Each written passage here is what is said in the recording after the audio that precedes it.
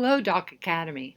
I'm glad to be with you, even though I'm here at Gordon College in Wyndham, Massachusetts, rather than where you are. But even being able to be here via film is really exciting for me. I'm Dorothy Boorse. I'm a 1982 graduate of what was then Christopher Doc Mennonite High School. It is now Doc Academy. And I am a professor in the biology department at Gordon College.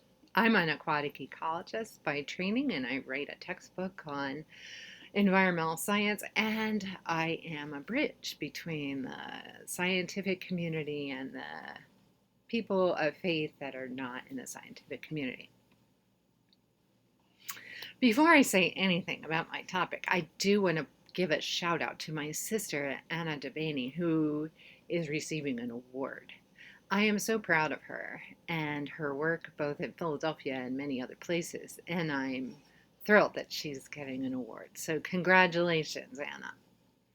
Now, I am going to tell you just for a few minutes about why some of the reasons why we disagree about climate change and how we can move past polarization in our society. Once in a while, I'll have to peek down at my notes. So why do we disagree about climate change? It's been sort of a curiosity to me myself. Yesterday, I was on the phone with somebody who asked me if I even thought climate change was a real phenomenon.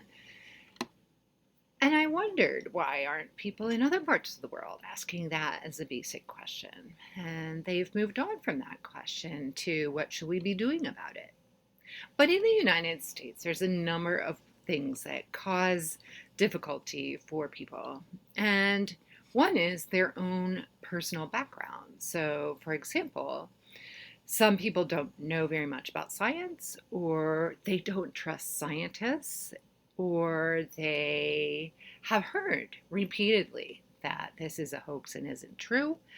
And because they've heard that so frequently, they don't believe it when they hear about it. Sometimes people have a personality that makes it difficult to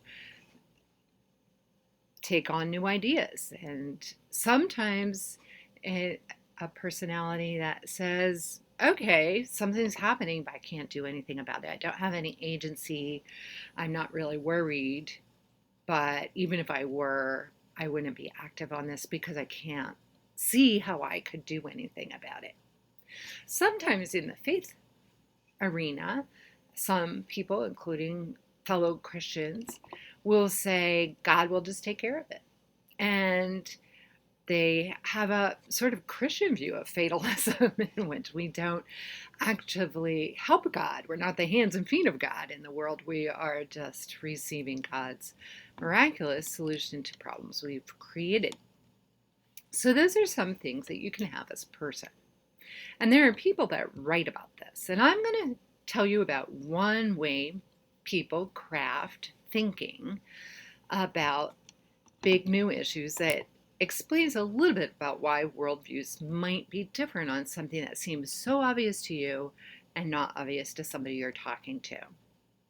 But before that, I want to make a comment about polarization in our society, because this is certainly not the only issue. In fact, you could probably rattle off dozens of issues where the voices that are loudest in the public are extremely polar and very unfriendly. The loss of our ability to do civil discourse is alarming and could be something that Christians could be a part of the solution for. Especially Mennonites with a very strong ethic of peacemaking would be people for whom playing the role of a peacemaker between rancorous community members who strongly disagree with each other would be really a good use of your efforts. So let me just say a little bit about our society right now. So one of the things that we have is that I don't know if you know this, but companies like ExxonMobil is the best example right now. We now know they knew for 30 years that climate science was accurate, that they were making their own business decisions based on climate science being accurate, at the same time that they were spending money to advertise the idea and tell people in the public that it was a hoax and they were being lied to. We saw that with the big tobacco um, stuff that happened, like 15 years ago. So I think uh, once we get through this portion and some of that comes to light, that it would be a little easier to see that. Another is that people are very polarized based on their political beliefs. And political beliefs do seem to play a pretty big role. And some of that's very understandable because the environment in general, not just climate change, is changing very rapidly. More rapidly than we as humans can get our head around in the time scale over which we form opinions.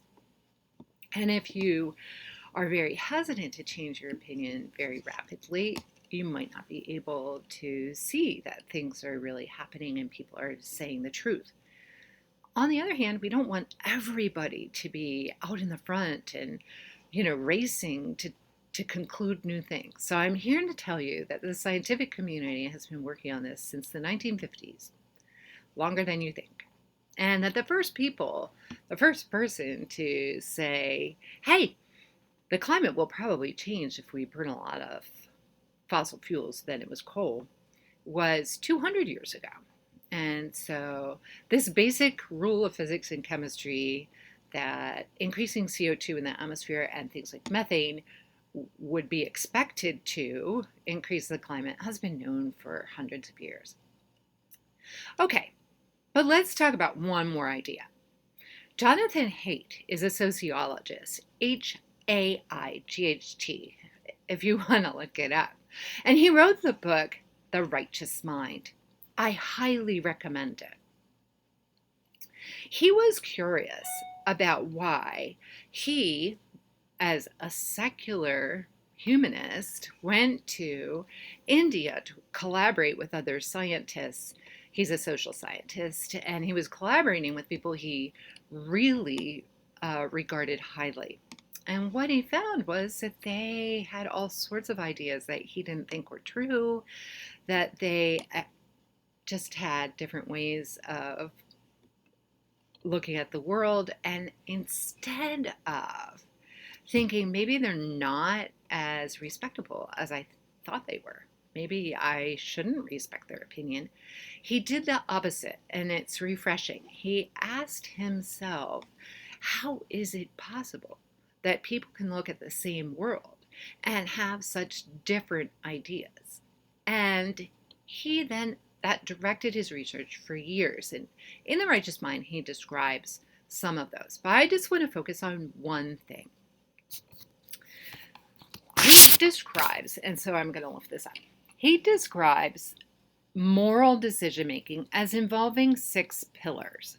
One of them is whether we try to eliminate harm to the most vulnerable. Another is protecting liberty and protecting people from oppression. Another is eliminating cheating and having fairness. Another is being loyal to the people that are around you. Another is paying attention to authority, like respecting authority and respecting people that have traditions and avoiding taboos. And that last one about taboos also relates to the last one, which we are have a pillar that's about sort of being clean and not degraded. And so anything that you think, well, this is obviously just bad, but you can't really find a good reason for it, it might be because of one of these pillars is really, really important to you, and you haven't connected the dots with how it relates to the question you're asking. So, one of the things that he found was that if he divided people, generally speaking, on a social conservative to socially more liberal spectrum, that social conservatives had these 6 pillars, and so did the liberals, but they privileged them differently so that the last 3, the loyalty, the deference to authority, the avoiding taboos, were um, much less on the liberal side, and they were much stronger on the conservative side, which meant that looking at the same situation, liberals would say, why doesn't it matter to you that a vulnerable person is being harmed? And a conservative might say, why is it okay with you to be so scornful of traditions and so scornful of authority or to break taboos? Now, that's a very simple description of a much longer theory, and the words conservative and liberal are not always good descriptions. But I'm here to tell you that you can communicate better and we can get past polarization. One person who does is Katherine Hayhoe. She is from Texas Tech University and she's an evangelical Christian and a climate scientist. And she says there's 3 things that you want to do. When you're talking to somebody about climate change or any other thing that you and they are not on the same page, you first want to say, I have something in common with you, and make some sort of connection. I always say you have to love the person that you're talking to first. And then second, whatever that connection is, you both have children, you both garden, you both care about bad air, whatever it is, you want to connect that to the thing that you're talking about so they see why it matters. So for example, I could talk about bad air and asthma in cities and how that relates to climate change. And then finally, you want to give people some sort of sense of what they can do. You don't want to leave people with nothing to do or they won't do anything. But I'm happy to tell you, especially if you're in high school right now, that not only is this sort of a difficult time for the environment and humanity, but it's an exciting time. There's green careers. We're inventing jobs. We're inventing products that will help do a wide array of things. And anything that you do to help out is worth it, is worthwhile. It's a place where you can all join in a community and work together. So thank you for that. If you have any questions, I'm up at Gordon College and I'm findable on email. Okay, goodbye.